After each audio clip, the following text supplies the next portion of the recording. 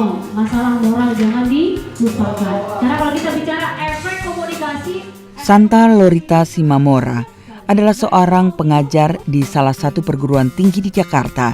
Ia memilih untuk memeluk agama Islam ketika usianya masih belia.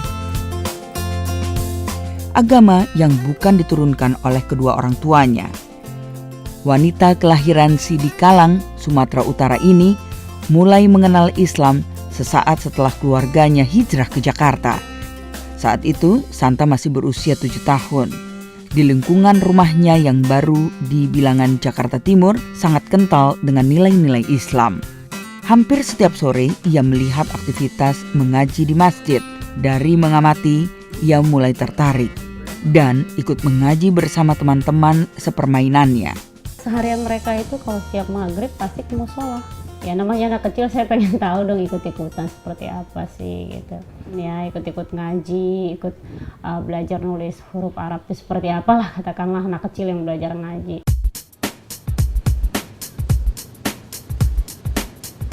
Di usia yang masih belia, Santa telah memiliki dorongan kuat untuk mengenal Islam.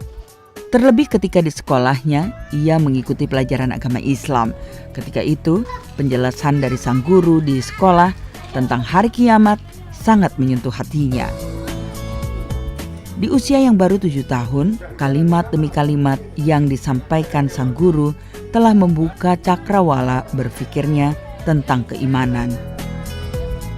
Saat itu kan belum ada pemisahan masalah untuk agama non-muslim, itu belum ada khusus ya pelajarannya, belum ada hal seperti sekarang ini kan ada hari apa ditentukan tuh.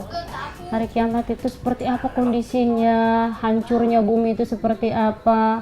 Rasanya itu membuat jiwa saya bergetar gitu. Jadi yang terketuk, yang yang menyentuh hati nurani saya yang paling dalam adalah, ya Allah, kayaknya selama ini saya salah jalan. Berarti saya harus mengingat hari kiamat seperti itu, berarti saya harus sholat, saya penuh dosa, saya harus meminta maaf, saya harus ke jalan yang benar gitu.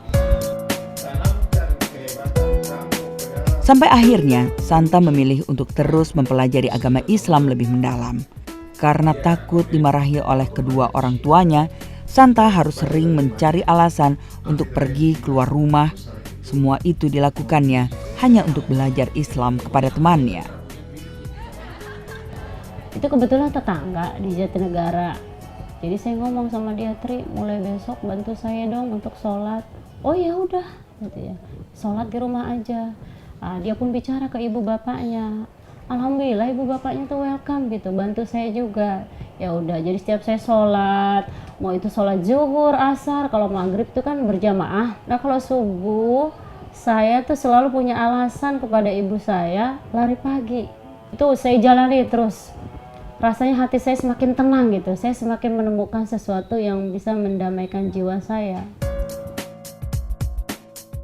Namun sepandai-pandainya ia menyimpan rahasia. Akhirnya kegiatannya setiap hari untuk belajar Islam diketahui oleh orang tuanya. Anehnya ketika itu, Santa tidak merasa takut menghadapinya. Kekuatan dari Allah telah mendorong keberaniannya untuk tetap bertahan dan memilih Islam, agama yang diridhoi Allah. Tapi lama-lama keluarga saya curiga. Karena biasanya jam 6 itu ya saat-saat waktu maghrib itu kan saat kami kumpul makan malam ya, lesehan lah ya, lesehan. Lama-lama bapak saya curiga, dia suruh abang saya yang nomor 2, lihat dulu lah adikmu kemana itu, kalau tiap kita makan kok nggak ada gitu. Itu mungkin berselang setelah saya sebulan kali ya. Akhirnya dia tahu saya ngapain, sedang sholat berjamaah maghrib. Ya udah, ya marah lah bapak saya gitu. Itulah, lagi-lagi saya bilang di luar kemampuan saya, di luar alam bawah sadar saya, semakin saya ditekan, justru saya semakin kuat perasaan saya untuk terus mendalami agama Islam. Mungkin inilah yang namanya hidayah. Semakin ia dilarang, Santa pun semakin gigih untuk terus merengkuh hidayah. Keyakinan yang begitu kuat untuk anak seusianya ketika itu. Melihat kegigihan Santa, orang tuanya menitipkan Santa kepada Pak Subarmat. Meskipun ketika itu masih berbeda akidah, karena Santa memang belum mengucapkan 2 kalimat syahadat.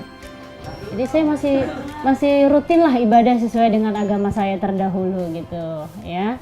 Sambil saya tetap mempelajari agama Islam. Singkat cerita, Bapak kan manggil guru ngaji. Tuh anak-anak ngaji, Santa ikut ngaji. Bapak heran gitu ya. Loh kok kamu bisa ngaji? Belajar katanya waktu di sekolah dan di rumahnya suka sholat. Nah kamu nanti bagaimana? Itu udah kemauan saya katanya gitu. Melalui orang tua angkatnya, Santa semakin giat belajar tentang akidah dan syariah. Keluarga Subarmat secara khusus mendatangkan seorang guru ngaji ke rumahnya. Caranya Bapak ngajarkannya dengan praktek, memberikan contoh aja gitu.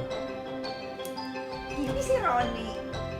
Ibu panggilin guru, ada saudara ustazah.